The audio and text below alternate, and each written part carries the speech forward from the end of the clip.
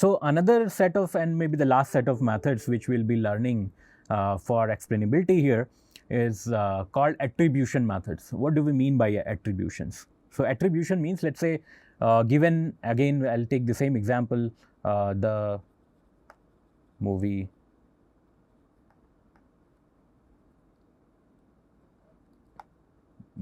was bad, right? And each of these words go into your model. Maybe this is just an model, right? So I'm not saying this is RNN or transformers or LLM and whatnot. It could be classical method like decision trees and so on. So this goes as input, and model predicts that this is a negative sentiment, right? So what is attribution here? That depending on, like, given this output, given this label predicted, what words are important for this prediction, or what contribution of each word for this prediction, right? So if we remove, let's say, bad, the prediction is changing or not? If we remove was, the prediction is changing or not? If we remove movie, prediction is changing or not, right? So this is kind of attribution. So you kind of get a sense who contributed what, right? So in typical sense, and I will give you example, right? So it kind of reverts back the explainability to the features or the input itself, right? So how it does it, we'll see that. So in case of some sort of let's say classification problem or regression problem, you have n number of features there, x1, x2, x3 and so on. And the, let's say, use case is what should be the value, or what should be the value of particular flat in a particular area, let's say. And these features could be the zip code, the size of the flat, it could be whether the hospitals are near or not, right? There could be n number of features there, and then model predicts that the value should be $1 million, right? So it could predict that, right? So what we want is what feature given what contribution in this prediction, right? In a sense, what feature was importance, right? So what is the importance of a particular feature? So if the size is less, if we decrease the size, how much this value will decrease, this 1 million value will decrease, right? Or maybe if the hospitals are more nearby or lesser nearby, then how the values might change, right? So that's what we think of. In case of, let's say, image object recognition, it could be just the pixels. What pixels are responsible for this object, right? So it says that there is a telephone on the table, and then this is what model says, that there is a telephone given this picture. Then what pixels are responsible for this, and whether we remove some of the pixels, whether the prediction changes or not, right? So how important those particular pixels are. And in our case, in text kind of use cases, let's say for text sentiment network, what words, individual words were given importance, or maybe attribution of those words, right? So these are the attribution techniques, and we'll be learning 2 of the attribution techniques. So before going to those 2 standard attribution techniques, let's discuss about some of the very basic baselines of these attribution techniques. So one of the attribution technique they tried, which is, and we have very briefly discussed, mentioned in the previous slide itself, that given these features x1, x2, x3, x4 and so on to your model,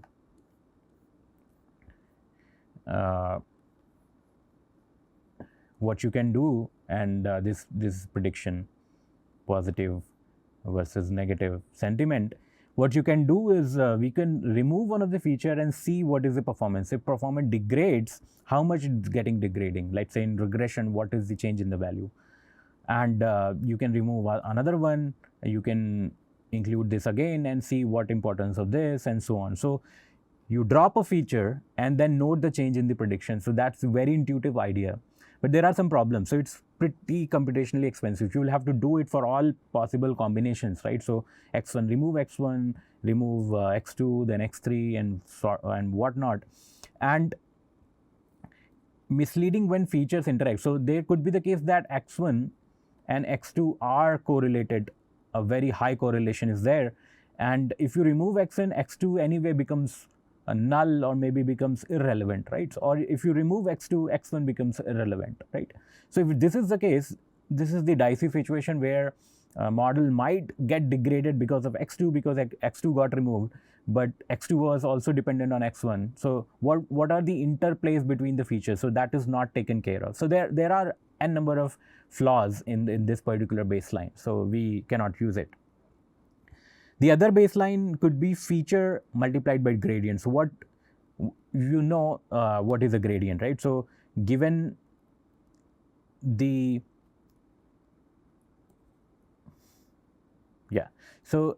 objective function, you need to compute the gradients, derivatives, partial derivatives with respect to all the features, each of these features. And what you need to do, given a feature xi, let's say particular example x1, you multiply this feature with the partial derivative with respect to x1, right? And this will kind of give you an idea how important that feature is. So you are computing gradient, you are computing what change you want to do in the weights, right? So gradients are computed, and then you do this, let's say gradient descent and whatnot, and they decide how much change or in what direction the change should be. So if changes are driven by the features, then we can just see how much gradients are kind of getting affected by the inputs, right? So the intuitive idea is to multiply the input features with the gradient, and the value what we get is you can say this is attribution for that particular feature.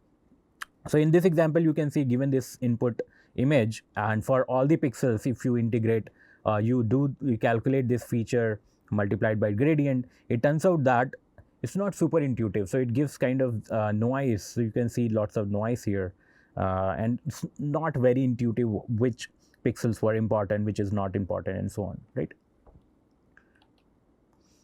So to kind of tackle these problems, they introduced a method called integrated gradients, and specifically they kind of had these two concepts in the mind: sensitivity and implementation invariance, right? So what is sensitivity? Sensitivity, as you can see the default definition, it does not depend upon on some variable, and attribution to that variable is always 0, right? So if the function implemented by so you know that deep neural nets are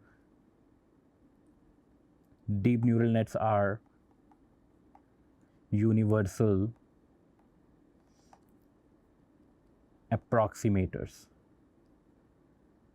right? So they learn for a classification problem, from other problems also, they learn a function, and let's say very nonlinear function. They learn a very nonlinear function as an approximation, and then this function, which is approximated or learned by deep network, does not depend mathematically on some variable. If it is not dependent on a variable, then there should be no contribution of that variable. So attribution should be 0, right? And pretty intuitive.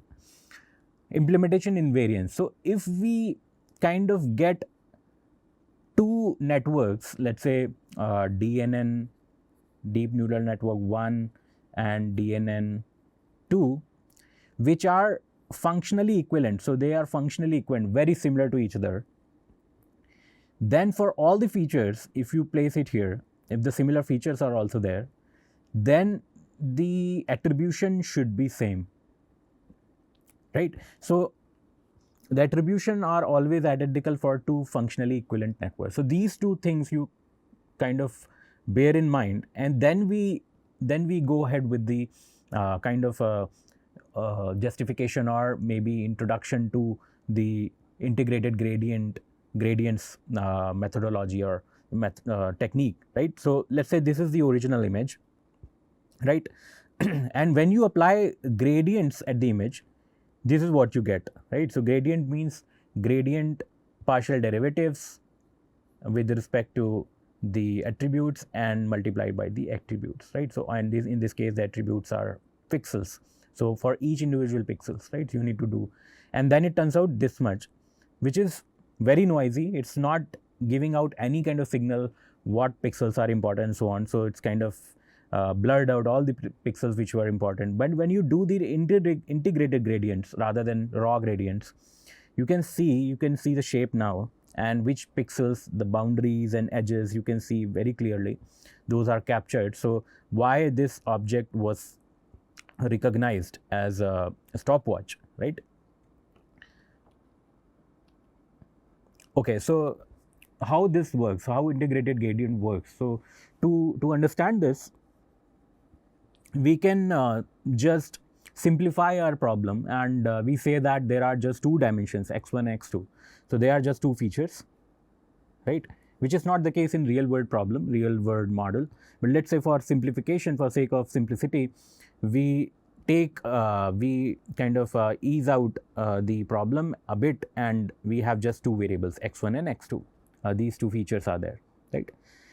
And then let's say this is the point which is a real point, and could be the value of these two features like combined. So let's say the value of x in terms of x2, it could be 0.9, 0.95, and in this case it could be 0.65 and so on, right? It could be some value. And then let's say we take a baseline, kind of a very simplistic baseline where the feature values are just zeros, right? So the feature values for this case will be 0, comma 0, right? So this is the baseline, and this is the feature, real feature.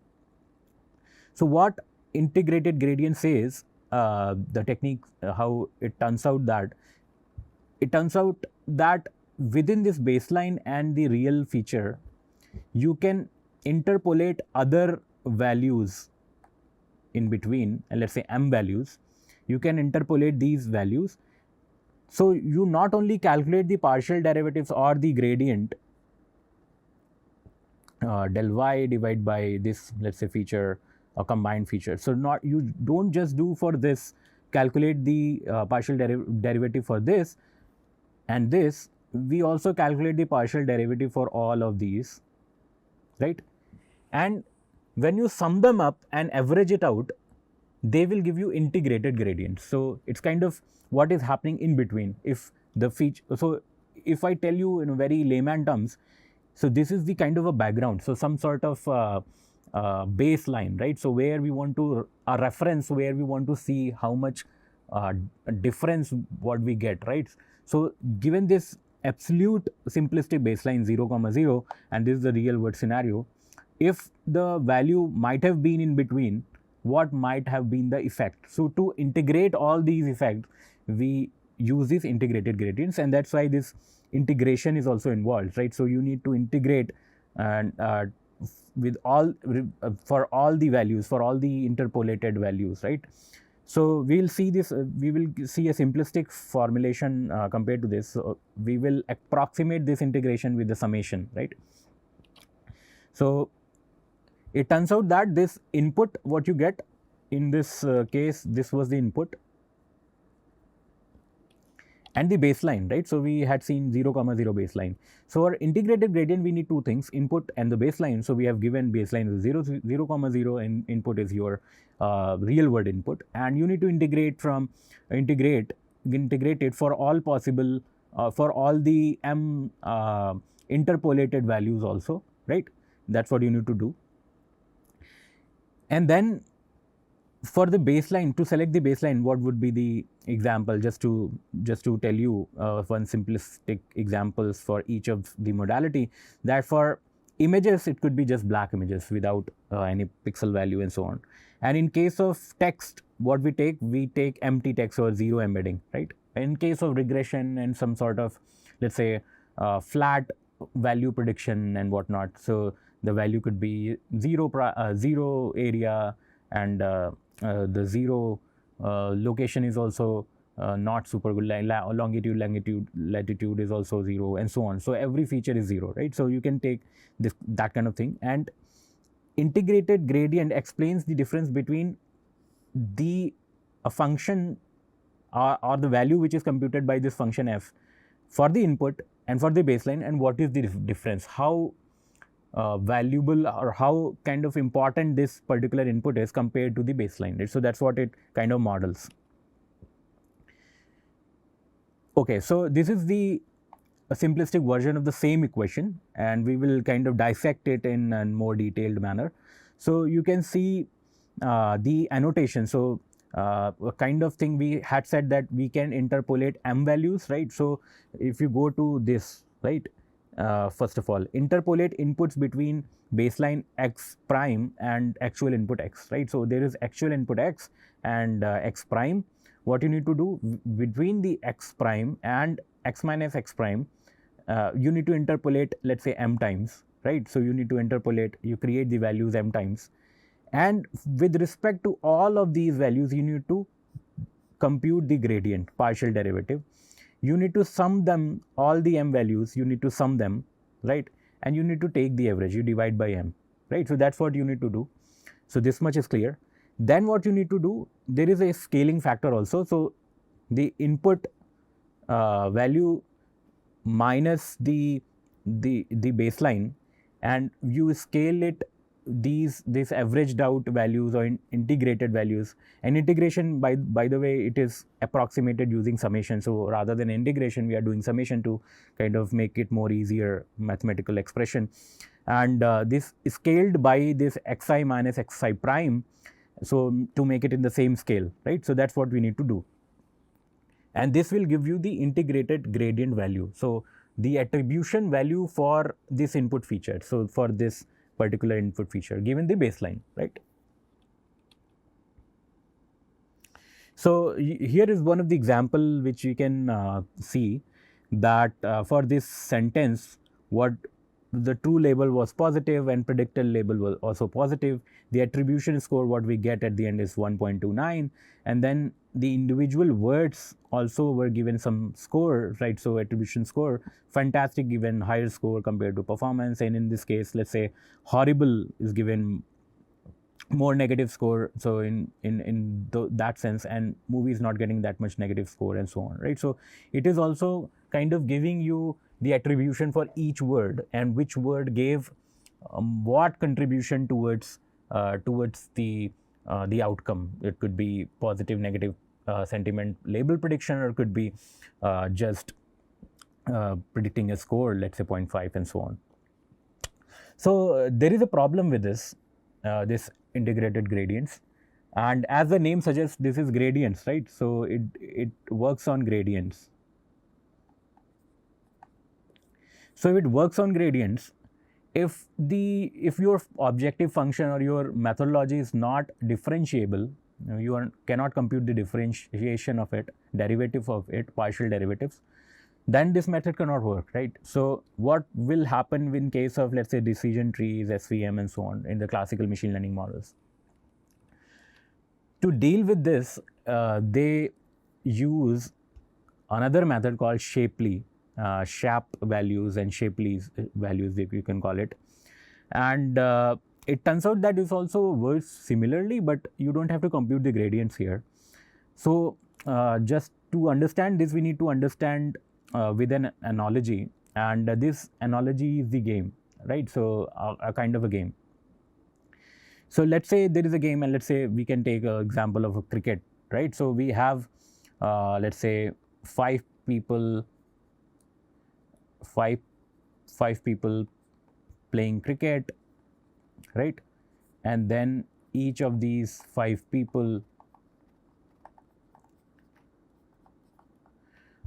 so they are playing with another opponent team, and they won the match. Let's say they won the match and they got a sum of money, let's say 10K, right?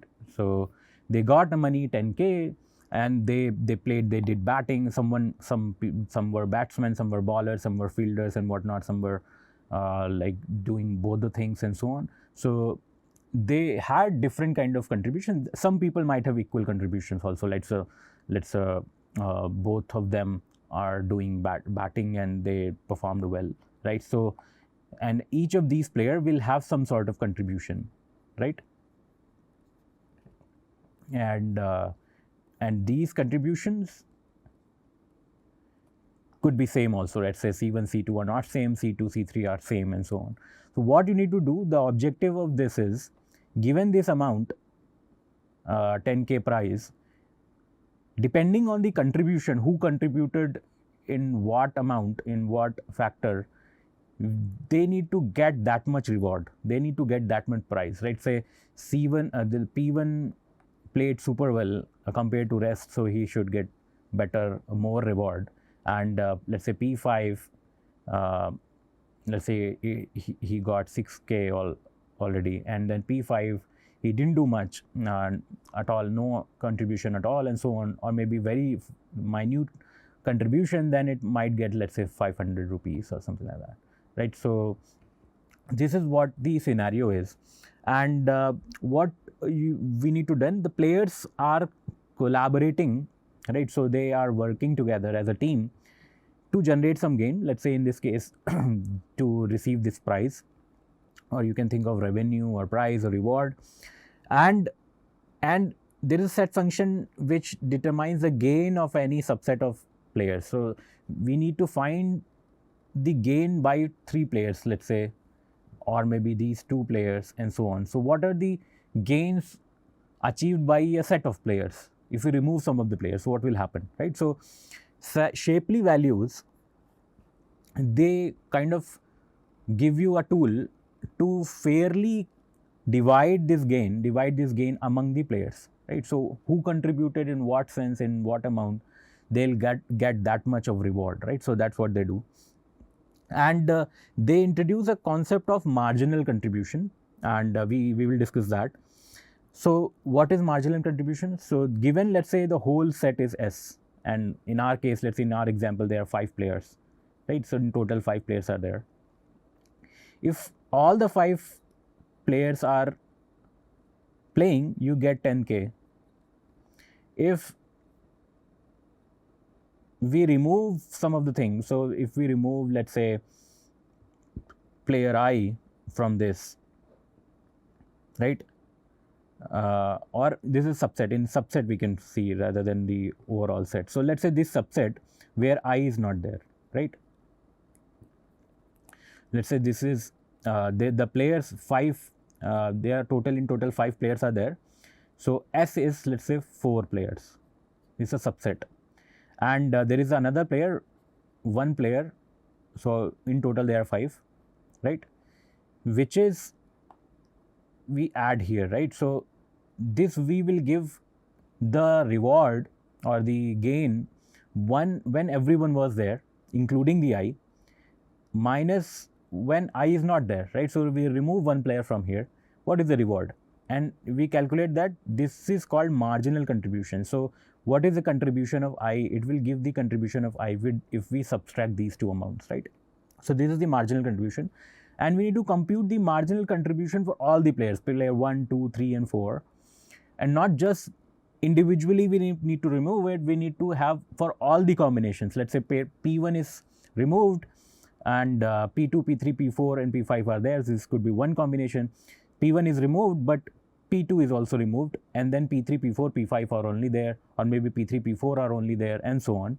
So you can see if there are 5 players in our example in total, and if we remove 1 player, then 4 players are left. So there are 2 raised to the power 4 possibilities are there. So it's exponentially very exhaustive kind of a method where we need to cater to all the combinations of these coalition, right? So these coalitions. So what is the Shapley value at the end? So if we compute this marginal contribution for each of the player, the Shapley value for a player is the specific weighted aggregation of its marginal overall all possible subsets. So this is for one subset where all 4 players were playing, only the player P1 is not playing, right?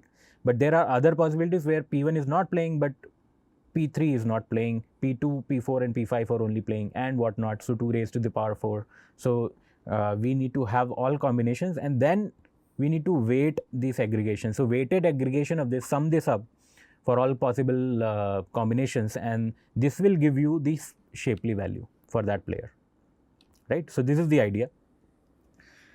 And so what we defined, this was the analogy they defined for to understand the Shapley value. In our case, we have machine learning model, we don't have a game, right? So machine learning model, and input to X, so there are, let's say, features X2, X3, X4 and so on. These are the players now, right? So for my players are the input features, right? And the reward is the output. So if we get good prediction or a good performance, this is the reward what we get. So let's say it's a regression problem and we need to, the ground truth is 100, we say 90, right? So there is a loss of 10, but this we produced, and then what is the contribution of each feature given this value, right? Or maybe in terms of loss also you can say that, right? So gain of the model prediction will be the output of the model, right? And this is how they define it, right? We have seen already that it could be a function which will give you the marginal the gain. So it will give you the gain including everyone is there, and this will give you the gain when I is not there, and then this, the resultant of this subtraction is the marginal gain what you get, and you need to sum for all possible combinations, you need to sum the marginal gains, which will give you the, for player I or for input feature xi, it will give you the Shapley value at the end, right? So this Shapley value will be the phi of f of I, right?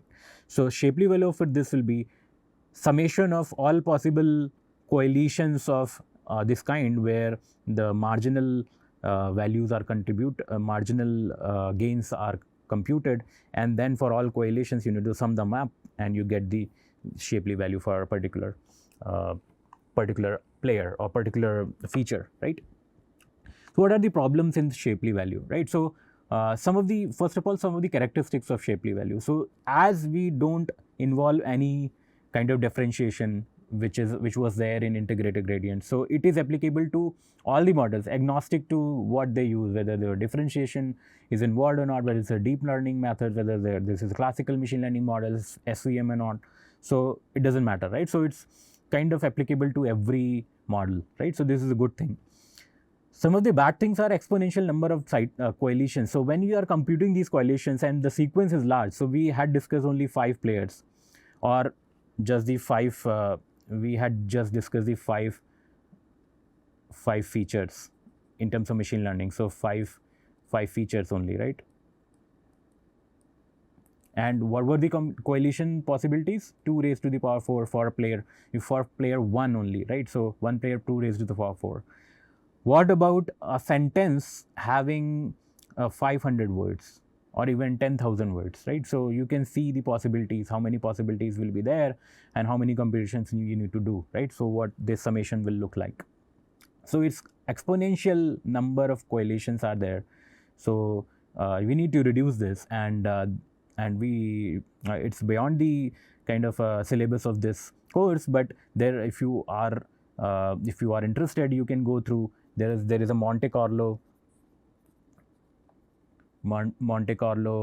based methods which kind of prune some of the correlations, and they reduce the number of correlations, and then you can run for those correlations also. And there are some other number of other improvisation on top of it which you can search on Scholar or something. Other problematic thing is feature independence. So this is one of the bigger problem compared to exponential. Exponential coalitions are the problems, but there are solutions proposed. But the assumption that feature are independence, this is the fundamental problem.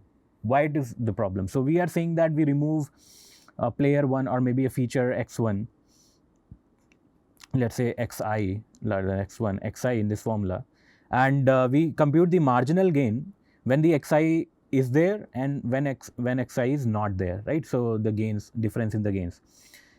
But there is a feature called xj, which is having lots of correlation with xi, and if you remove xi, this xj becomes useless, let's say, right? Or xj becomes